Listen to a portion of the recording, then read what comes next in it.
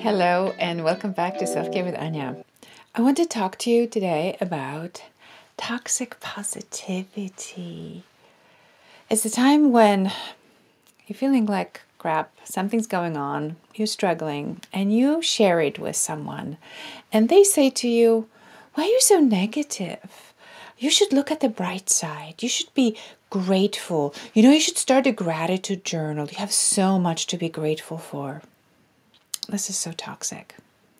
Don't buy into it. Don't fall into it. Don't participate in it. Just don't do it.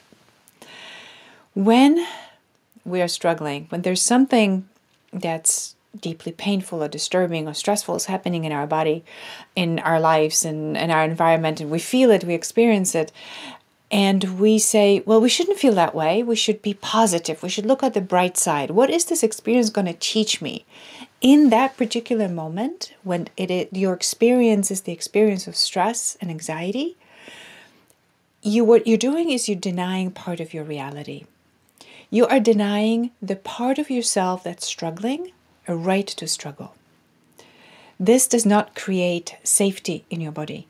This, you communicate to your body that not only is it struggling with external circumstances, but now the internal environment isn't even safe enough for you to express yourself. So you shouldn't feel it, you should bury it, you should shut it down, and you should pretend that it's something different. And what that signals to your nervous system is that there is a dissonance, and now you have lion chasing you not just in the outside environment, but also on the inside. Now you reject a part of yourself. Now you make part of yourself wrong. And when you do that, that's not safe. It doesn't create safety in your system. So it actually exponentially increases your stress, because now not only do you have to deal with what you're actually feeling, now you have to spend tremendous amount of energy trying to stuff these emotions and morph them into something else, or numb them, or push them away, or engage in behaviors that will numb them or push them away, because you're supposed to be positive. And on top of it, you're feeling guilty for feeling negative to begin with. So that's just another layer of, now you add shame and guilt to it because you're somehow not good enough, not strong enough, not resilient enough, not whatever enough to be able to learn from your difficult experience and not to actually feel the difficult experience. So my invitation for you is to just let that go. Take a breath and do two things. First of all, acknowledge and honor your experience. Your body is what's experiencing stress.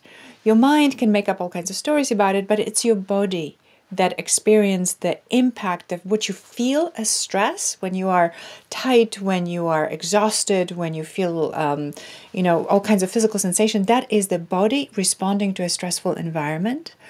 So when your body feels this way, the best thing to do is to allow the body to complete the stress cycle and to allow yourself to feel what you're actually feeling. If it's anger, feel the anger. If it's sadness, feel the sadness. The idea is that the fastest way through negative emotions is actually to honor them, experience them, and allow them through. And enlist the body. It's not just, you cannot think yourself out of your emotions. You can actually have to feel yourself out of the emotions. And if you don't exactly know how to do that, or if it's just too uncomfortable to sit with the discomfort, enlist your body to do that. Let the body aid you and support you in releasing the emotion. So what do I mean by that is embody the emotion. So move, sound, do things with your body that will represent what you're feeling. When you stop controlling, and if you actually give your body a free rein to embody what it is that you're feeling, it's going to guide you through this emotion in a very beautiful and very powerful way. And when you do that, when you allow the body to sound, to move, to do whatever it needs to do, you're actually helping it complete the stress cycle, complete the stress response, cry yourself out, run yourself out, punch yourself out, dance yourself out, scream yourself out, do whatever you need to do to actually feel how you feel.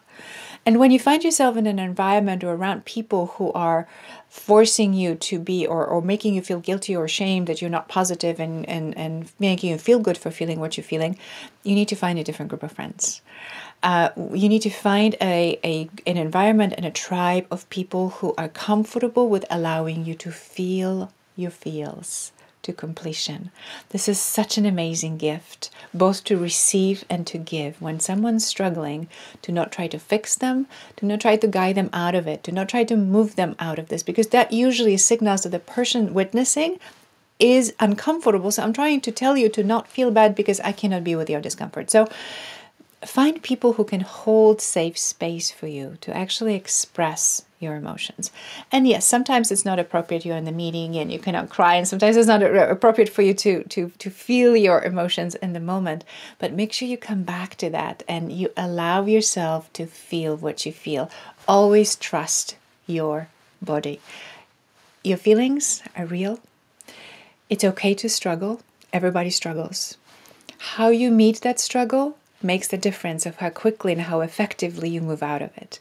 And the best, is more effective and efficient way to get out of the struggle is to meet it with compassion. We all struggle. It's human to struggle. If you allow yourself your own humanity, if you acknowledge that it's human to struggle and you're just having a really hard time right now, and you meet that part of you with compassion and love and understanding, and ask yourself, what do I need? Not today, not tomorrow, not in a week, right now, this moment, when you've become aware that you're struggling, what do you need? And then you give it to yourself. So this is how you complete your stress cycles. This is how you complete and guide your emotions to completion, so you don't fall trap of toxic positivity where you deny an important part of yourself that communicates something to you that's very real. So I hope this is helpful. If you have any questions, drop them in the comment box. Subscribe and save, and share. And I will see you at the next episode of Self Care with Anya.